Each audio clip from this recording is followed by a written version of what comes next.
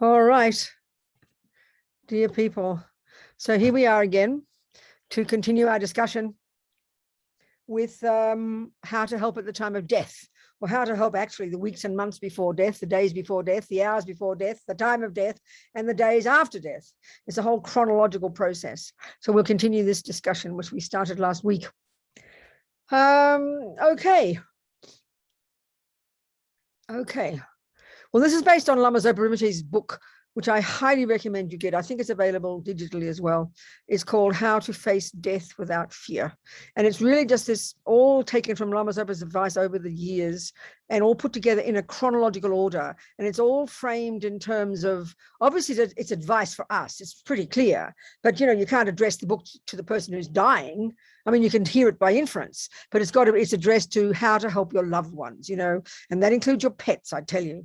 And so the key thing, we know these days there's a lot of talk. I mean, more and more in every country, there's more and more work with hospice. People are more and more upfront about it. I mean, I'm so moved. I know when I was in Australia a few years ago, there were many conferences, people, lay people, I'm talking about Buddhists, more and more wanting to work with the dying. I remember went to one conference in the country, like a country town in Australia, and all these young doctors and nurses electing to work with the dying. So it's really wonderful.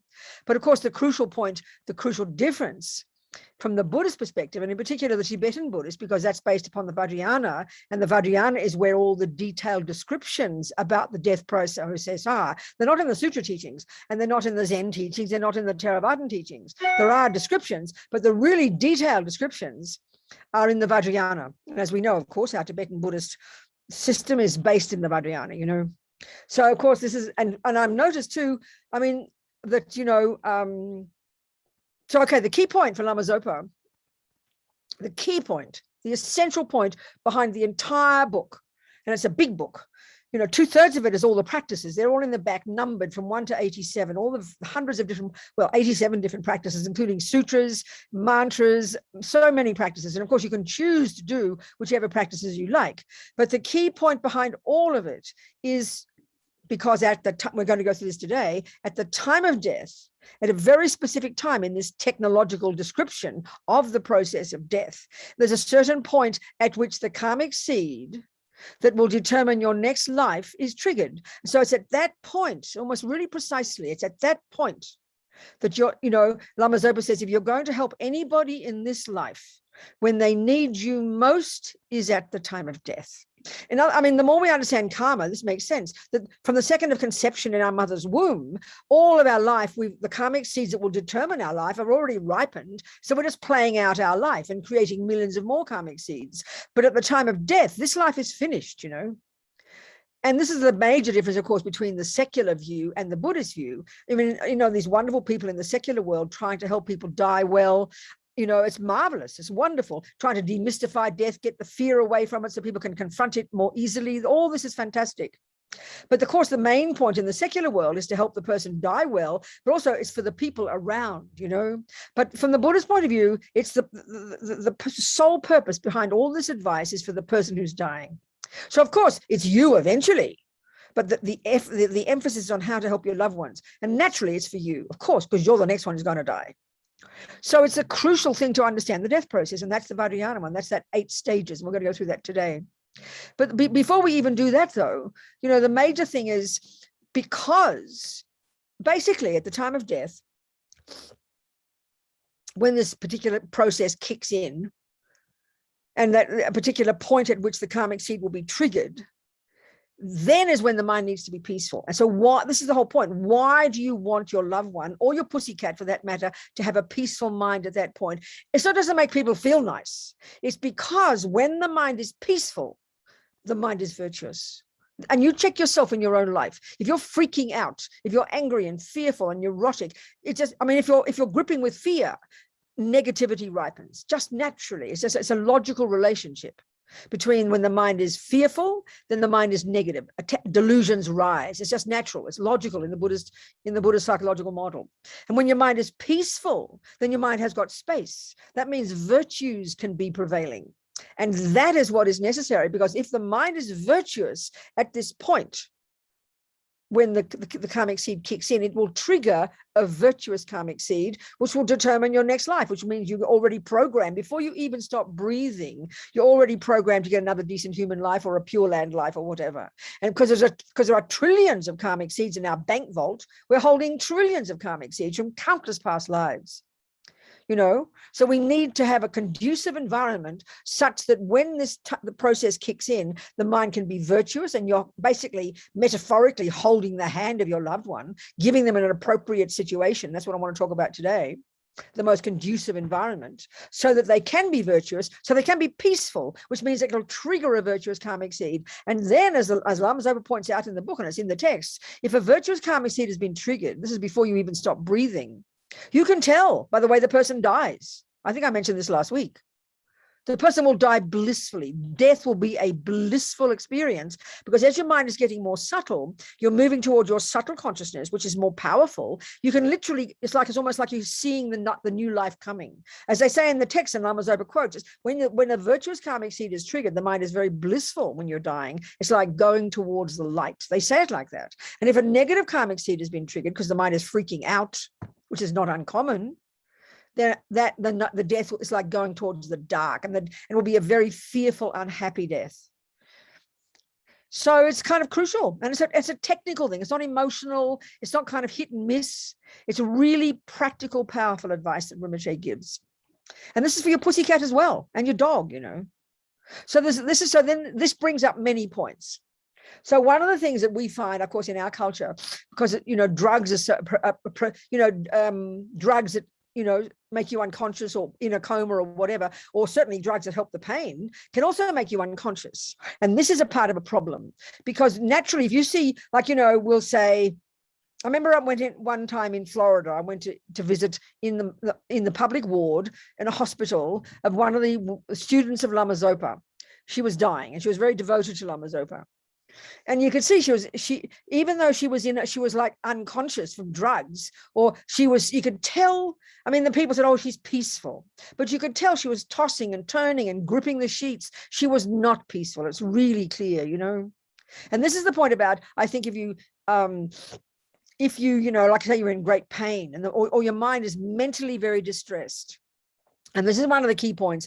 We need to distinguish between these, because you can medicate physical pain, but you cannot medicate mental anguish. Because if your mind is freaking out when you're conscious, then you give a person drugs, their mind will be, freaking out when they're unconscious. Like, when you have dreams, because the subtle mind, which is the mind that's the subtle level, it's like the dream mind, or the mind when you're in a coma, or when you're kind of hallucinating in and out of consciousness, that's your subtle mind. And that is just going to be, it's the same person, whether you have the grosser level or the subtle level. So the key thing is to, it's to realize, just because a person is drugged out of their brain looking like they're peaceful, it doesn't mean their mind is peaceful. That's the first thing. But the other crucial point is this: we tend to think because they're unconscious or they're in a coma, then, they're not aware. But the fact is, the fact is that the subtle mind, like in a dream mind, you can be conscious. The subtle mind can be conscious. Like the reports of people, for example, in their operation, having very clear, vivid experiences of what is going on in the operating theatre. Of course, the doctors don't want to believe it, but that's your subtle consciousness. Lots of people report this. So even though your senses have ceased, your subtle mind has the capacity to be aware, especially of sound. And this is where one of the major ways to help people, is by the use of mantra. There's so many stories of people. One story I've got, of a friend of mine in Sydney. I went to visit her in the hospital. She was in the ER, deeply unconscious. She's in a deep coma. And of course, that means that she can't be aware of anything according to the medical model. And I would sit there for about 20 minutes at night and be close to her ear, and I'd say prayers. Now, the thing was, I forget I've told you this, but she was very close to, like, His Holiness Sakya Trinzen and the Dzongsa Khyentse Rinpoche. So I'd ask students of these lamas to please ask the lamas to pray for Judy. So every now and again, I'd say to Judy in her ear, she's totally unconscious, I'd say, Judy, Dzongsa Khyentse Rinpoche is praying for you. Judy, His Holiness Sakya Trinzen is praying for you. I'd say that every now and again among the prayers, Anyway, she came out of a coma weeks later, and I went to see her. And she said the only thing she remembered was this husky voice. She didn't know it was me. She thought it was a blue lady coming through the window saying exactly those words. She said the only thing she could remember was this voice saying, Judy, His Holiness Sakya Trinz is praying for you. Judy, Song Sakya Rinpoche is praying for you. I mean, I remember one time years ago in the 90s, I interviewed Professor Jeffrey Hopkins, one of the Tibetan Buddhist scholars, and he got Lyme's disease and he was in the deepest of deep comas. He took years to get healed again, to get better. But he said the only thing in the depth of his coma, the only thing he could find in his mind was a particular mantra that Ling Rinpoche, His Holiness Ling Rinpoche had given, and Ling Rinpoche had said, never forget this mantra. I mean, and the thing is also, the other one is when, like animals, whatever, if you have mantras playing, that they can be conscious of the mantras, and the Buddhas will bless their mind. It calms their mind. It blesses their mind. It leaves a calming imprint of the Buddhas. And you can't, this is one of the most precious gifts you could possibly give to animals. You can't expect animals to practice virtue, but you've got to enable them to get a connection with the Buddha. So even if your little doggy's there unconscious, you have mantras playing day and night very quietly. In fact, you should have that all the time and during their life, because this is the most powerful way to bless their minds and for the Buddhas to hook their mind, therefore to enable them to get a perfect human rebirth, So this is something when, it's so important. So the other one, generally, and I mentioned it last week, because you want the mind of this person to be peaceful, you have to make the environment beautiful. I mean, sick rooms are usually the worst place you can be. Ugly, dark, with the curtains drawn, messy, and the person's tossing and turning. They wake up and they're in this dark, dingy room. You've got to make it the exact opposite, I mean, a friend of one of our nuns who ran, maybe some of you know her, Venerable Trisha, an English nun. She ran Root Institute for years, Yeah, Root Institute. And she's been in India since like 50 years before that, since she was a hippie. And she died. She was in Australia a few years ago. She's the same age as me, which makes me remember, I'm still alive. We're both born in the year of the monkey, 1944. And she died a few years ago. She was in Queensland, went to the hospital, and she was riddled with cancer. So she rang Lama Zopa and they said, you might as well stay there and die. Nothing to do, just die. Because, she's trained all her life. She's a nun. So she found this, she wanted a beautiful environment. So near one of our centers in Queensland, there's a gorgeous place next door that's like Bali. It looks so beautiful, beautifully designed with beautiful views of the sea and the sky and the mountains. So she's in this gorgeous room. So when she's lying there, half unconscious, coming in and out of a consciousness, and you open your eyes, it's this beautiful, spacious place with a lovely sky, with, beautiful things. And in her room, like one friend of mine's been dying now, been very sick for years. She's in her bed all the time. She opens her eyes and everything she sees is her Lama. It's the Buddhas, the images, because the senses are very powerful. Whatever we receive through our senses leaves an imprint in the mind. And especially if you're unconscious or going in and out of sickness, if you open your eyes, you want things to be pleasing. So you calm your mind down. These things are really important. So you make the environment beautiful. You keep, this is something interesting, you keep the troublemakers out. People are in comas, we think, oh, they can't hear anything. No, rubbish. You don't let the troublemakers in. You don't have any sound in the room, but except that what will make the person peaceful. You don't, everything should be for the benefit of the person who's there dying and sick. Everything is for their benefit. You keep the pets out. This is something else. I don't know what you Indians are like, if you attach your dogs and your cats. Well, Western people, white people, completely obsessed with their stupid animals. I mean, excuse me, that's not fair. They're not stupid. We adore our animals. But we've got incredible attachment to our pussy and our doggy, We think it's called love. It's not love, it's attachment. So about the worst thing you could have in your deathbed is your little pussycat. With you so attached to your pussy, don't be surprised it'll cause you to get born a pussy. So keep your pets out of the way. You keep all the other nonsense, all the noises, only have lovely things, only have the sound of mantra or prayers. Of course, it depends on the person. If they're a communist, you don't play prayers for them. You've got to adjust your behavior to the person.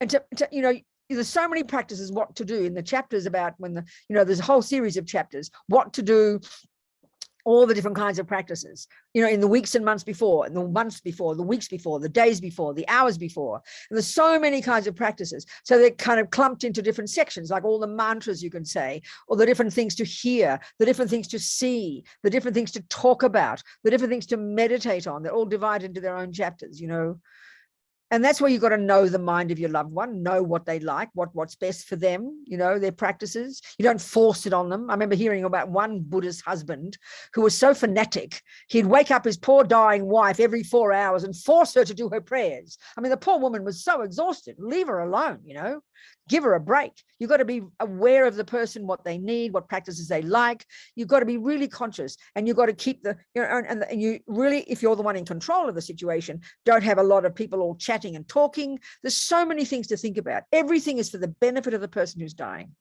not for us, it's for them, Because why? Because when the death process starts, you want them to be peaceful and virtuous. Then when the virtuous karmic seed is triggered, they're programmed for their next life. That's the point behind the whole book, It's very interesting, and there's lots and lots of practical information. It's so helpful. So I think you should ask me some questions. Come on. That's when good things come out in the questions. Any old questions at all? So anyone who wants to ask questions, they can unmute and ask the question now. So I'll keep talking until I see some hands. Oh, there's Alexandra. Alexandra, yes, talk to me. Please talk to me. Yes, I have a question about how is it possible for us to remember this time between one life and another? If we practice them to go back to our mind, is it possible for us to... Sorry, I'm a bit confused. Start again, darling. I'm a bit confused, your question. Sorry. Yes, again. Okay. I wonder is it possible for us, if we train our mind to be conscious of this process between one life and another, if we can be aware.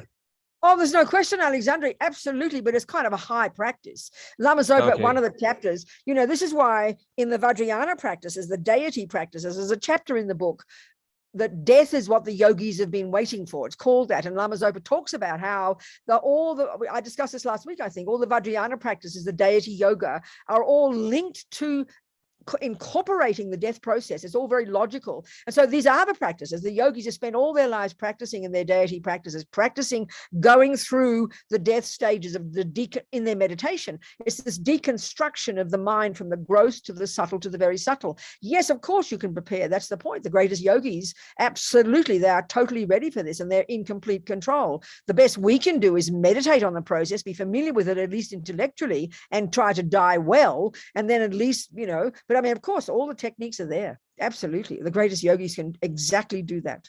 Yes. Can we transform permanently our mind to be aware of this conscious level? I mean, not going back to... Yeah. But that's what I'm saying. That's what I'm saying. Okay. That is exactly what I'm saying. The death, okay. The mind goes from the gross level to the more subtle to the very subtle. The point about all the meditation practices in the Vajrayana you need to develop the mind, to train the mind with concentration to be able to get to the most subtle level. Why? Because it's sort of like the microscope of the mind. It's at that level of mind, they call it the clear light mind, that's when you can do all the work, you can get rid of all the delusions, even you can become enlightened at that point, because the mind is most powerful. That's what is behind all the Vajrayana practices, and that is what is possible for the greatest yogis who've practiced. And when they get to the time of death, because the mind that gets to the most subtle level at death is the most subtle, the most radical, and that the greatest yogis can use that to actually at that point to meditate for hours, days, even months at that point, looking like they're dead, but they're not dead. They're in the very clear light stage, and they're using that to become enlightened. That's exactly the point. So the Vajrayana practices are very brilliant and very technically very brilliant in this way. But there's highly advanced. This is highly advanced, but the techniques are all there, absolutely, so that they can get enlightened at that point and completely clean up everything, Do you understand? Okay. Yeah, perfectly. Yes. Good. I mean, after the question was, after I get to that stage, will I come back to the earlier gross? If you're at that stage, and we're talking highly advanced, you can get enlightened at that point. Then you're in charge of everything. You don't need to be reborn again, but you're a bodhisattva, so you want to be reborn to be of benefit to others. You cut the delusions. That's the point. But that's the most advanced. But Rinpoche describes it in the book. It's in the book. Yes, Adriana. Hi, Venerable Robina. I have a question. For example, if my mother is in another country, in the other part of the world, and she's dying, how can I help her if I cannot recite the mantras or practice? Well, I mean, I understand. Yes, exactly. But you could, if you had the telephone, you could do that. You could certainly do that. But if you can't have it directly with her, there's lots of things you can do, having prayers done at monasteries, you doing practices. I mean, the ideal is to be right there, let her hear them. But I mean, even if you have a phone call, I mean, you know, of course, but if you can't, then of course you can do things, but of course you can, you must. And anyway, even if you are with her, still it's excellent to have the monasteries do prayers, because everything can help, you know, there's many things you can do. Absolutely. Yes, Adriana. Thank you. Who else there? Venerable, there's a question on the chat which says that I wonder how is it possible mentally to give up life and accept death, even if you're not ready to leave and have lots of things to do in life. This is the point of all the Buddhist practice. I mean, this is the whole point behind this is two things about death. One is to prepare for death by living your life, knowing that death is definite and practicing living within impermanence. That's the answer to your question. You can't just wait till death. It's a bit late. That's a bit like thinking, oh, I've got a driving test in a month. Well, I'll be okay on the day, and you don't practice driving. You'll be a mess. So you've got to practice throughout your life. And so the best way to die well is to live your life knowing the simple reality, which is one of the Buddha's first teachings, that everything's impermanent, that death is definite. I mean, that's the answer to your question. Why we suffer so badly now is because we have this unbelievable attachment to me. And therefore, because we've got this incredible attachment to me, we add this fantasy that I will last forever. Things will be forever. Happiness will last forever. We can't stand the thought of impermanence. That's why we suffer so badly. That's why we suffer so terribly.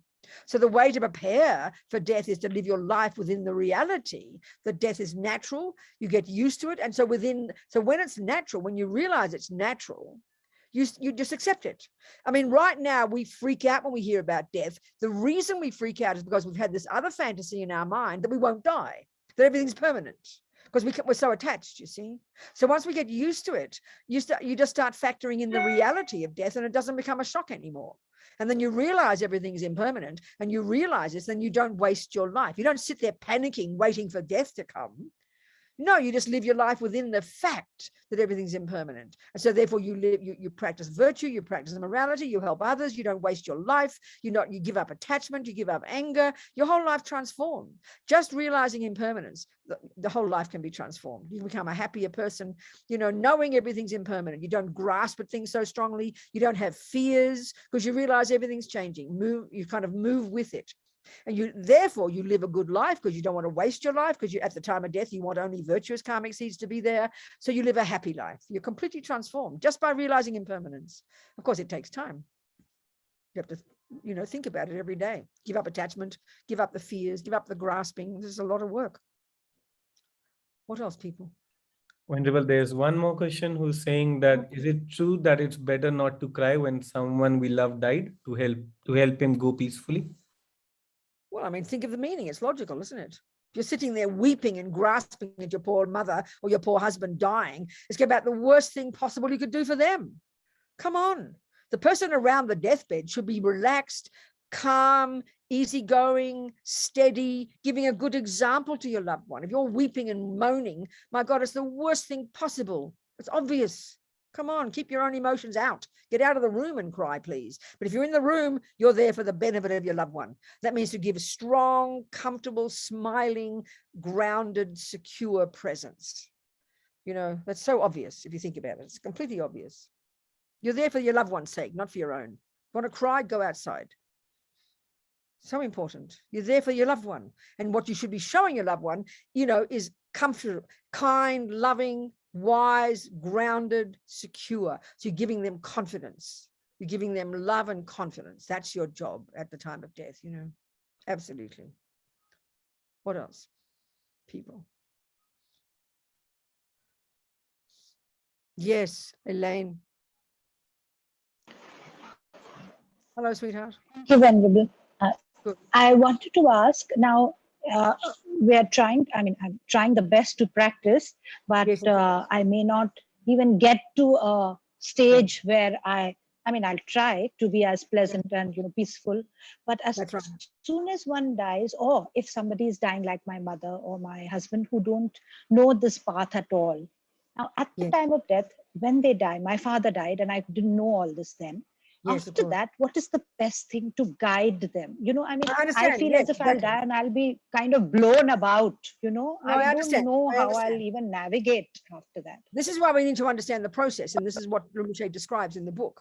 So, first of all, all the advice in the book is really, if a person is like known they're dying, they're sick and they're dying. So the advice is what to do in the weeks and months before. So to have the conducive environment, to know this person, what they need, what they like, what their practice is, whatever it is, then to have, to really be in control of the process, all the things I've been saying before. So as it gets closer to the time of death, then that's when it's really needed to be the best environment and to have, to be helping your loved one. If they're not, say, don't have a practice, you're being kind, you're being loving, you're making them feel secure and comfortable.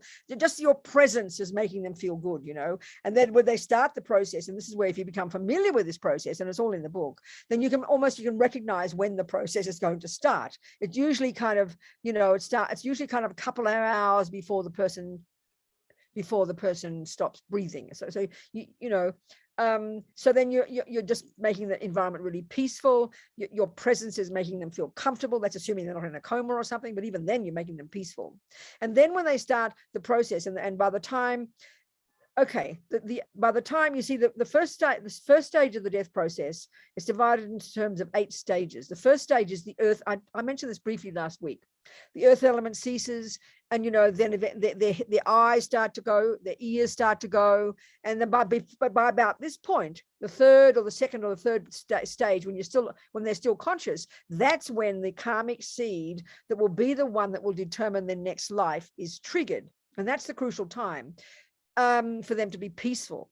So once they're dying, if they're peaceful and they're dying and eventually they'll stop breathing, it could be then 3 more days before their mind leaves the body. Now, this is usually the biggest problem for most people. Most people, I don't know what the tradition in India is, but most people don't like the idea of leaving their loved one for 3 days, just gives them the creeps because we haven't thought about it. So the ideal scenario is, and that's why in Lama Zopa's teachings, there's a different scenarios. What if your loved one dies at home? That's the best one, where you can control the process. If your loved one dies in hospital, now in hospital, often you haven't got more than half an hour, So the crucial thing is there's all these different practices that Rinpoche recommends. Even if you just do one practice called Medicine Buddha, just say the mantras, they do everything you can as long as possible before they touch the body. So the crucial thing is, before they move the body, you do as many practices and you keep it as quiet as possible. You say these mantras, and let's say in the hospital, they need to move the body, they need the bed. Well, there's different options there, and that's in the book. It's all in the book. You can even ask them, you can do these prayers, and then you can check to see if the consciousness has gone. And there are ways of checking. And one particular way, you'd put your hand above their heart chakra, just above the heart in the center of the chest. And if it's still warm there, the rest of the body would be cold. If it's still warm there, that means the mind is still in the body. So one thing they always say is if you have to move the body and the mind is, what you do is you've got these subtle channels in the body, and the crown chakra towards the back of the head. And if you press very strongly there, or you pull the hair really vigorously, that can encourage the consciousness to leave through the crown chakra, which means it could help them get a Pure Land rebirth. So this is something you'd always do before you move the body. It's all the instructions are in the book. And then once the person's body, let's say they put them in the fridge or whatever. I mean, one of the options is you could leave the body, ask the hospital to leave the body in the fridge without touching them for 3 days. And then you could do all the various practices for the 3 days at home. Or if they're in the mortuary, let's say, you have to move the body very carefully. So there's all these different options, but the key is, the thing is that all these practices you can continue to do. You can get monasteries to do prayers. You can have your loved ones come in and you can take turn. If your loved one's body is at home, your friends, if you're Buddhist, let's say, your friends can come in and do prayers. You'd keep the body very quiet. So there's lots of practices and prayers you can do until the mind leaves. And then there's another chapter on what to do for the next 49 days. They talk about it's 49 days. When the mind does leave the body, it it leaves this body and then it goes into this intermediate state, which is like a dream state.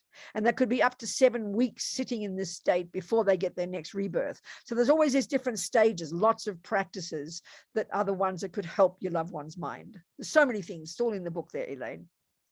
Do you understand? So just the key one is once the person is dying, ideal scenario is to leave the body up to 3 days. Most people can't do that. Even if they're Buddhist, they just don't do that. You know, you can't do it in a hospital unless you've got your own private room. I mean, one of my friends, when her husband died, she was in a private hospital. She had her own room. When her husband started to die, she shooed out the doctors and nurses, locked the door, and spent the next 3 days doing all the practices with him, you know, didn't let anybody else in. If you've got enough money to have a private room in a hospital, then great, you've got the chance. But if you're in a ward, it might be difficult, you know. So you just got to, but the key one all the time is just because the person has stopped breathing doesn't mean they're dead yet. The subtle mind can still be there. And this is the crucial thing to really be aware of. It's the same with your animal. So leave your little animal there quietly, letting hear mantras, quietly playing, you know, and then you're checking. And then eventually after 3 days, you can then burn the body, you know. Is that kind of generally enough for the moment, Elaine? Ask more. Go on. Yeah. Go, sweetheart. If there isn't anyone to do this at the time of your death, so you were saying something which I also thought about. So the next best thing is to ask someone in a monastery to pray for you when you're dying. Like Definitely. Somebody could call them and say, okay, absolutely, you know, this is happening. Can you please pray? Okay. Absolutely. So that's the next best. Major ones to do. Yeah. This is my major one to do. But the thing is for ourselves, I mean, you know, Elaine, if we're good enough, the great yogis, they don't need anybody. They just, you know, leave them in peace. They know what they're doing. No. But even if we are, I mean, most of us going to hopefully have somebody who can be with us to help us have confidence, to help us calm down, to show us love so we can be calm when we die. It's such a precious gift. You know, I don't know what it's like in India, but I think of all the old people's homes where people are drugged out of their brains. They've got no friends, no family. It's the saddest way to die, you know. But the greatest gift we can give a person when they're dying is to make them feel loved and secure. That's what people need most, and that can help their mind calm down, you know. We don't have to, that's it. And of course, the more we are aware of impermanence and death, the more we can be confident to give somebody else confidence. If we're worried about it, we'll freak people out, you know. But definitely there's many, to have all the monasteries to pray is so important. Absolutely. Yes, Elaine. Yes, Priyanka. What's your question, sweetheart? Okay, darling. Thank you, Elaine. Yeah, my question is, you said it's so important at the time of death what we are thinking and that affects our rebirth. But what about the life that we've lived, like the long life before that and all the good and bad action that we did in that life? How much impact will that have on the next rebirth? Oh, I mean, everything is interdependent, isn't it? I mean, it's sort of like saying, it's a bit like saying, you know, obviously in your garden, when the rain starts to come, that's, you know, that at the moment the plant comes up, the conditions at that time are the conditions that trigger the ripening of the seed. But you can't deny all the work you've done in the years in the garden before. Of course, it plays a role. It's just that there are certain conditions that trigger things. Do you understand? So if you've lived your good life, you've practiced virtue, practiced morality, thought about impermanence, then your death will guaranteed be perfect. I mean, it would be unusual for it not to be perfect because you've practiced the whole time. It's not some kind of magical thing.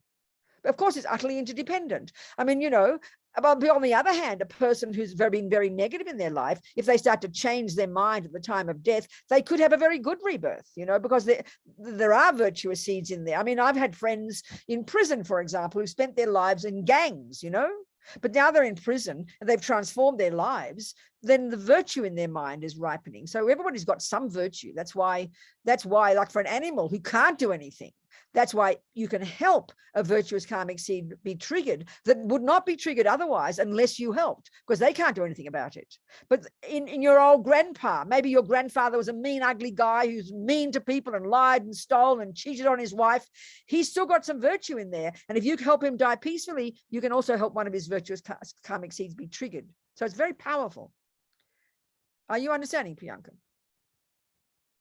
Good, darling. Yes, Subhashini. What is your question, please?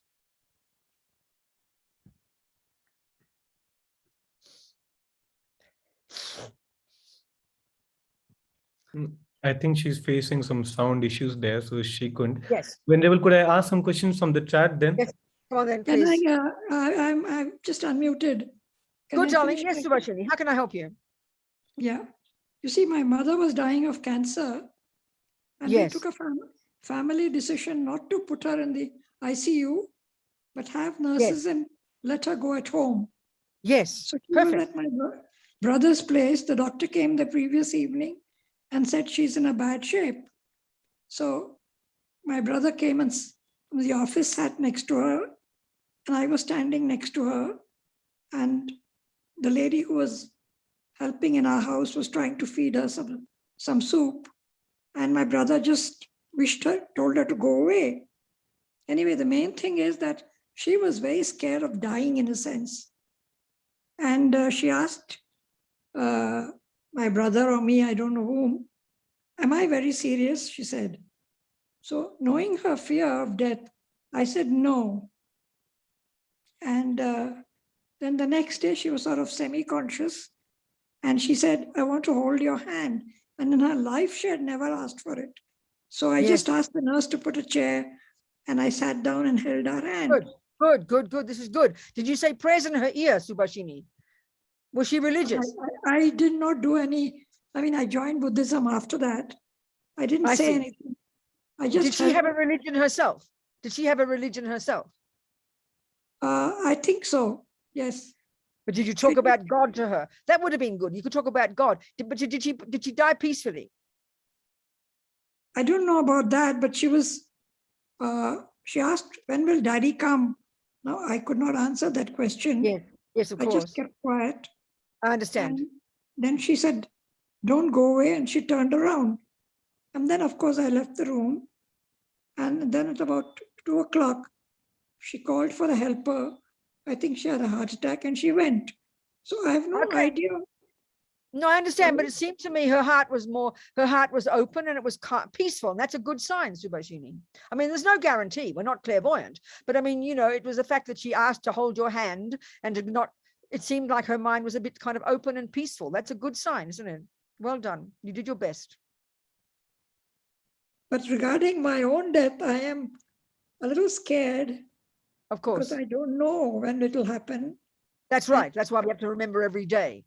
Yeah. And go on. And I live alone in a house. Darling. So do you have a practice? Do you have a practice, Subhashini? What practice do you practice every day? Do some practices every day? What practices should one do? No, I'm asking you, do you do any Buddhist? Are you a Buddhist? I'm just curious. Do you have a Buddhist practice, Subhashini? I do attend Buddhist classes. I have been attending. Do you like to do Buddhist practices? Do you pray to the Buddha? Do you like to do that? I'm not saying you should. I'm asking you. Yes, I do. Sweetheart, Subhashini, we are all, even if we're young or old, and I'm old and I'm getting ready for my death, that means I've got to live my life well. I do my practices. I have confidence in the presence of the Buddha. I recognize things are impermanent. I do what I can to practice virtue. That is how you prepare for death, Subhashini, and I'm sure you are already doing that. There's nothing more to do. That's it. And recognize that impermanence is the way things are. And just relax your mind, practice virtue, and have confidence in the logic of karma. That if you practice virtue, you will die peacefully. It's just the way it is. It's natural. Nothing to be afraid of. I mean, all I can say is that, Subhashini, because we're all in the same boat, aren't we? I take refuge every morning. Oh, darling, you're doing perfectly. Have confidence in the power of the Buddhas, that's what can help us. Have confidence in the power of the Buddhas, Subhashini, and live your life well. That's it. And you can have confidence and you can relax if you're doing that. Does that make sense? Yes, but in India, we burn the body within a few hours. Well, then you make instructions not to burn the body soon. You give instructions, do not burn my body for 3 days. You tell people, it's your right. Okay, sweetheart? I don't know whether people will listen to me, but anyway. Well, you do your best. So you do your best. That's okay. Don't have fear. It's all right, Subhashini. Do what you can. There's no advantage in having fear.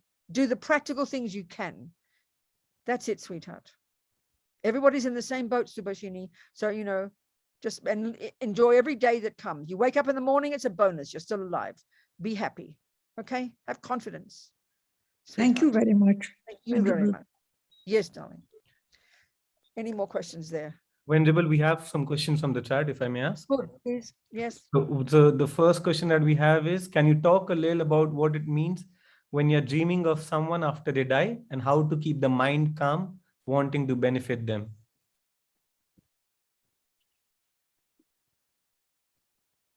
Dreaming, well, it's because you've got a close karmic connection with the person. That's why they appear in your dream, you know.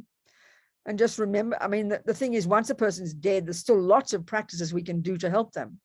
So many practices. Lots of practices we can do if they're in the intermediate state, even after they've taken rebirth. So we just have to do what we can to be of benefit to them. That's all. There are lots of, do practices. I mean, Michelle lists all this in the book. Again, they can refer to the book, How to Face Death Without Fear. That's right, exactly. I highly recommend you get it. I wish they'd publish it in India. I don't know if they have, but I think the digital copy is available for your iPad or something. Other questions there? Venerable, we have the next question, which is that so this person has a lot of resentment against her parents, and she knows at this point they could not have a different behavior. She understands this process, but how can she get rid of this resentment against her This is parents? not easy. Well, this is all of us the same, sweetheart. We've all got our attachment, and then we get anger, and we get our jealousy, we've got our resentments, we've got our depression. Everybody is the same. This is what Buddha means by being in samsara. And this is your daily practice, sweetheart. If you have confidence in karma, first of all, you realize that you created the cause for your mind at the time after your past death. You created the cause for your mind to run like a magnet to that particular mother's womb. So you created the cause. You're sort of think of yourself, I think of this like this, karma's like this, instead of thinking that somehow somebody made me and it's not fair and we had no say in it, the Buddha would say we have a huge say in it. It's like, there's you, your father, your mother, all in this scenario together, and you created the cause to have these parents. So then, whatever, they're human beings, they probably did mean things to you, you got angry with them, then that's, due to that because of your attachment. When attachment doesn't get what it wants, we get angry. So darling, you can see it harms your mind. That forget about what the harm does to them. Don't worry about them. Look at the harm it does to your mind. So out of self-respect and kindness to yourself, just every day try to practice giving up the resentment, because resentment is anger, and anger is because attachment didn't get what it wanted. And all of us have got this. This is the way we all are. This is samsara. So take care of yourself and love yourself and be kind, and don't try to have compassion for your parents yet. Have compassion for yourself first by giving up anger, giving up attachment. When you can have more kindness towards yourself, then it's easy to have kindness toward your parents and forgive them for their crazy behavior, I mean, we're all human beings together, darling. So the first step is we've got to work on ourselves. See the harm that you're causing yourself. Don't have guilt. Don't think I'm a bad person. I shouldn't be angry. Don't worry about that. Just see how it harms you, sweetheart. Then eventually you can have compassion for your parents. Don't think about your parents now. Work on your own mind, dear. Try to get rid of the pain and the hurt. That's the first step, I tell you. What else is there? Venerable, there's a very interesting question, which is that is the rebirth concept made up just so that people who are dying, they can die relaxed without fear? Well, if you decide that you want to buy into a view that you think has been made up by some other person, you are mentally ill, okay? It's just like insane. It's like thinking a mathematician made up 1 + 1 is 2 just to make us happy, but it's not really true. That's called serious delusion. And that's what materialists think about religion. That shows more about the materialist mind, that they think there's a philosophy that someone is made up. I mean, that's conspiracy theory. That's conspiracy theory. It's insanity. And if you think Buddha's this dude who lived 2,500 years ago, coming from your amazing system in India, he decided to make it all up. I mean, what a madman, what an insane, demented, crazy thing to think. And anyway, you've got to find out, is it true or not, honey? You've got to find it out. Don't believe anything anyone tells you. That's what people think of religion. You go check it out. You do your due diligence. You look into the Buddhist teachings. You check up on the sources. You check up on the Buddha. You check up on the great scholars for the 2,500 years since then. You check up on the current teachers. Check up on the Dalai Lama. Check up if they're valid. Then study the things they teach you, just like you would a mathematician or a musician. And then you can decide if it's valid. Then you can decide, okay, you're the boss. You're the boss. That's my answer to your strange question. What else? Thank you, Venerable. We don't have any more questions on the chat, but Okay. people have shared the links for the book, so it is available in India. Good, I'm very happy. That's Available right. in online version as well. It's available what? In the digital version as well as an I'm ebook. very happy. That's really good. I'm very glad. That's excellent. Okay, darling people. So then, you know, I mean, Subhashini's point is also the main one. We're all scared of death. You know, we can't stand the thought of death. And why we can't stand the thought of death is because we're attached to this person now. We're attached to this package, you know. And that's why we have to think about impermanence. I mean, the first teaching that Buddha gave, the very first one that's evident to anybody with half a brain, things change moment by moment. But because we have so much attachment, you know, I always use the example, like there's one, you know, one doesn't matter person, one Hollywood actress who was with her husband. They were both famous. And she said, we will be together until we're 80. That's attachment. Because you see, this is the point, because something is existing now, we are attached to it. We can't stand the thought of it changing. So we impose upon it another quality of lasting forever.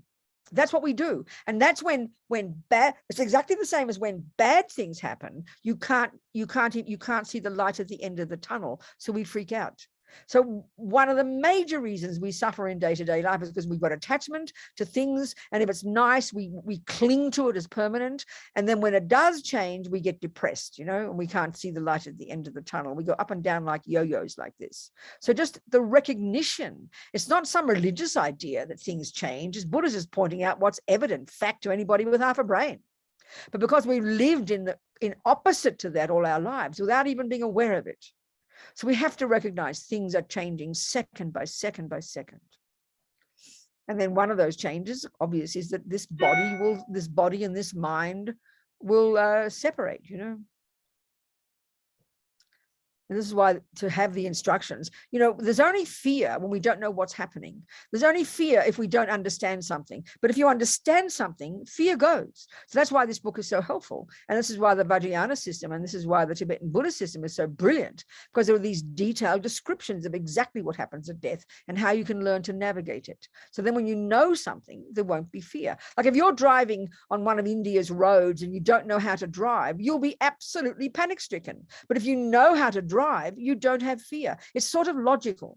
So educate ourselves, you know, then the fear diminishes. This is so clear. But that's why the first thing is to try and help your cat, help your dog, help your mother, help your loved ones first. Then you will be ready, you know.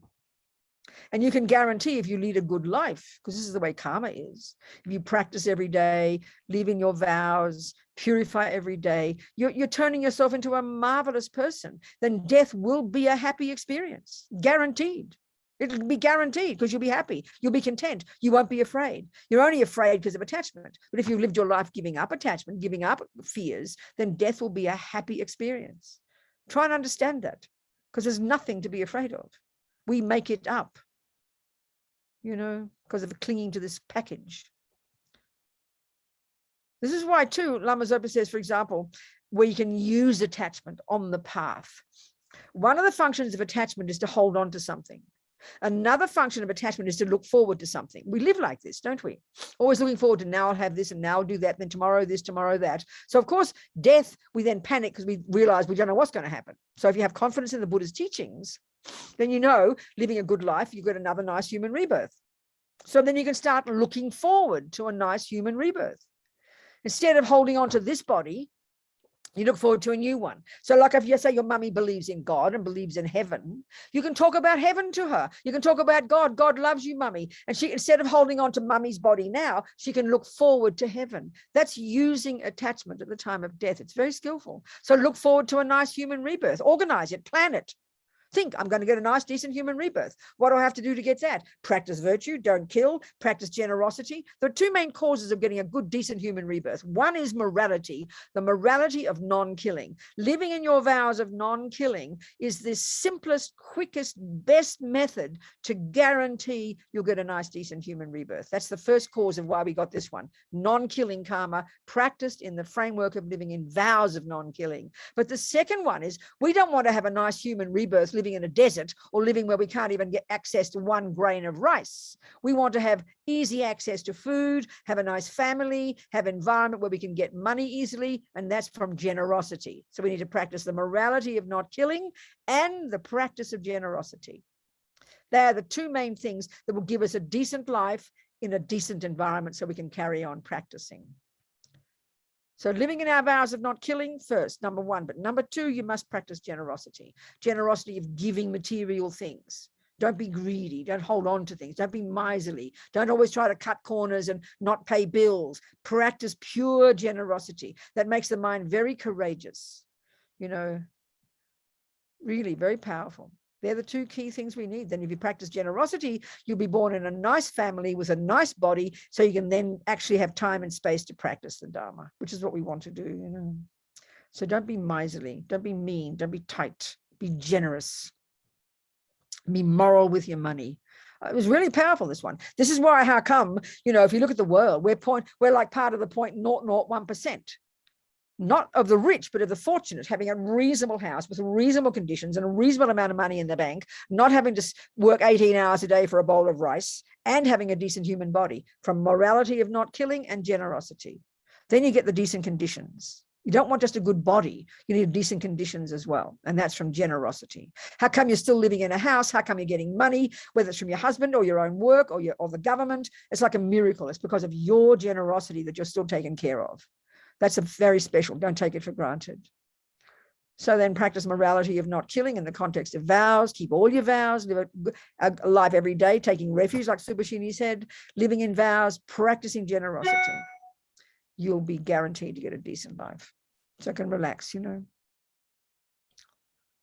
Don't be afraid. Nothing to be afraid of. We've had countless lives in the past. This is just one of them, you know. So look what you've got in this life and think, I'm going to have more of the same. A good human rebirth, access to the Dharma, good conditions, a good mummy and daddy, you know, the right conditions so we can keep on practicing. Have long-term view, set it all up. It's logical. If you want a garden in 10 years, you've got to sow the seeds now. Don't just panic about what garden you're going to have in 10 years. If you want a garden in 10 years, you start to sow the seeds now. Karma takes care. Karma is a natural law, like botany, you know. Relax, relax, relax, relax. So what's our plan? Is this the end of our series or we got more to come? Venerable, we have one more according to the plan, but I wanted to request you for a lot. I mean, not a lot more, but maybe some more. We can discuss this maybe if you have the time, of course. It's been wonderful though, the whole series. The next session is on all things that heal from trauma. What? All things that heal from trauma. The trauma, Trauma.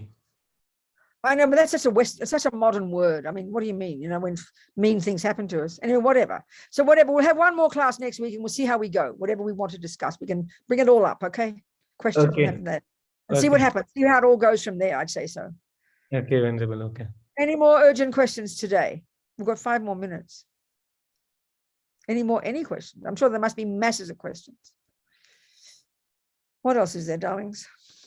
Elaine, they wanted to ask a question, Venerable. Yes, Elaine, sweetheart. Yes. Again, I'm so sorry. Don't be sorry. I just wanted, there was, it's a thing that Suhasini had brought up, Subhasini, about in India, they do burn the body as soon as they can. The day it's hot here. So now if the body is like cold, there isn't anything, you know, any warmth. If the mind has left, it's okay to burn it. But if the mind is still there, that's why it's good to keep it in the fridge for 3 days, or to keep it in the mortuary if you want to, just to be really kind of honorable, you know. But if you check at the heart and the mind has gone, then burn the body, no problem. Okay, thanks. That's good. What I need to Good, know. Elaine. Yes, exactly. Good, darling. So, darling people, it's 5 minutes to go, but I think it's time to finish. I think we talked so much, but just remember, there are methods out there. Ignorance is why we have fear. Don't have ignorance. Learn about the process. Learn how to live your life well. Practice morality. Practice generosity. Live your vows every day. Do your practice every day. Try to be a nice person. That is the way to prepare for death. And then when the death comes, you have your loved ones around, you know, and that's why by helping your little pussycat die, your little doggy woggy die, your grandma die, you're preparing yourself for death as well. We've had, Buddha says, we've had countless lifetimes. We've done this countless times. So we ensure that we do it nicely so we get another decent human rebirth and keep on practicing on our spiritual path. Long-term view, okay? Have a long-term view. That's the best piece of advice. But ignorance is why we suffer. So counteract the ignorance. And that's why these Tibetans are so amazing, because they've got these detailed descriptions, you know. And when you have the facts clear, then you don't have fear, you know. So be courageous, never give up, help others, help yourself. That's it, sweethearts. Much love. Thank you so, so much. And I'll see you all next week with more questions. Okay, darlings? Thank you so much. Thank you so much. It was amazing. Thank you. Okay, Thank you for the bye. invitation. See you, dealers. Thank you.